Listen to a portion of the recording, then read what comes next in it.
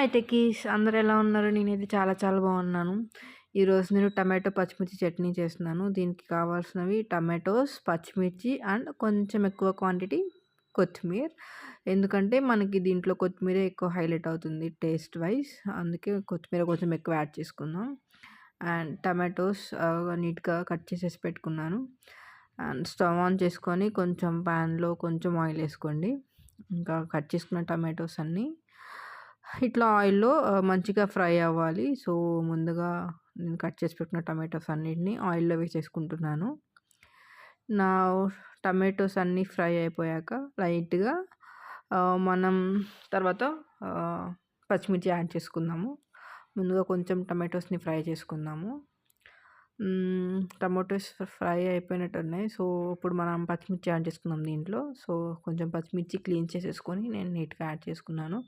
కొంచెం దూరంగా నుంచోండి. ఎందుకంటే పచ్చిమిర్చి ఆయిల్‌లో వేసాం కాబట్టి కొంచెం ఇట్లా పేలుతది. చూడండి ఎంత చక్కగా ఫ్రై అవుతున్నాయో పచ్చిమిర్చి అండ్ టమాటోస్. ఇలా కొంచెం ఫ్రై అయిపోగానే టమాటోస్ అన్నిటిని మనం తిప్పేసుకుందాం వెనక్కి. సో, బ్యాక్ సైడ్ కూడా ఫ్రై అవ్వాలి కాబట్టి. చూడండి ఎంత మంచిగా కలర్‌ఫుల్‌గా టమాటోస్ ఫ్రై అయిపోయాయో. చాలా నీట్‌గా అయ్యాయి కదా! అది కూడా ఒకటి తిప్పేసేసుకొని నెక్స్ట్ మనం ఇంకొంచెం బ్యాక్ సైడ్ కూడా కొంచెం ఫ్రై అయ్యాక మనం తీసేసుకొని ప్లేట్‌లో పెట్టేసుకుందాము. సో, కొంచెం సేపు వేగనిద్దాము. ఐ థింక్ ఇది అయిపోయినట్టుంది. ఇప్పుడు ఈ ఫ్రై అయిన టమాటోస్ అండ్ పచ్చిమిర్చిని తీసేసుకొని మనం ఒక ప్లేట్‌లో వేసేసుకుందాం ఇప్పుడు. ముందుగానే ఒక ప్లేట్ తీసుకొని పక్కన పెట్టేసుకున్నాను నేను. సో, ఫ్రై అవ్వగానే తీసుకొని ప్లేట్‌లో వేసేసుకోవడానికి అయిపోయినాయి. ఇప్పుడు మనం మొత్తం తీసుకొని ఒక ప్లేట్‌లో పెట్టేసుకుందాము. ప్లేట్ నీట్‌గా వాష్ చేసుకొని పెట్టుకోండి ముందుగానే. అండ్ నౌ సేమ్ ప్యాన్‌లో కొద్దిగా ఆయిల్ వేసుకొని కొత్తిమీర యాడ్ చేసుకోండి. నేను ముందుగానే చెప్పాను కదా! సో, ఈ చట్నీకి కొత్తిమీర వల్ల టేస్ట్ వస్తుంది. సో, కొత్తిమీర కొంచెం ఎక్కువగానే వేసుకోండి.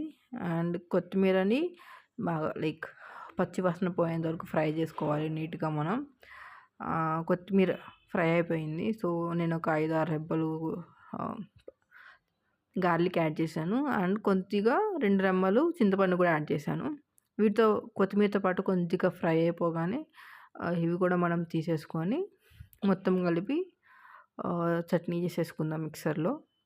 సో, కొద్దిగా ఫ్రై అవ్వనిద్దాం వీటిని. ఐ థింక్ ఇది కూడా అయిపోయింది. సో, ఇది కూడా తీసేసుకొని ప్లేట్‌లో వేసేసుకుందాము. ఇప్పుడు ఒక మిక్సర్ జార్ తీసుకుందాము. మిక్సర్ జార్ తీసుకొనేసి ఇప్పుడు ఫ్రై చేసుకున్న టమాటోస్, పచ్చిమిర్చి, కొత్తిమీర, ఇంకా గార్లిక్, చింతపండు అన్నీ తీసుకొని మిక్సర్ జార్‌లో వేసేసుకుందాము. అండ్ మనం దీనికి టేస్ట్‌కి తగినంత సాల్ట్ కూడా వేసుకోవాలి. నేను ఫ్రై చేసేటప్పుడు వేయలేదు. మీరు మిక్సీ పట్టుకునేటప్పుడు మిక్సర్ జార్‌లో వేసేయచ్చు సాల్ట్ కూడా.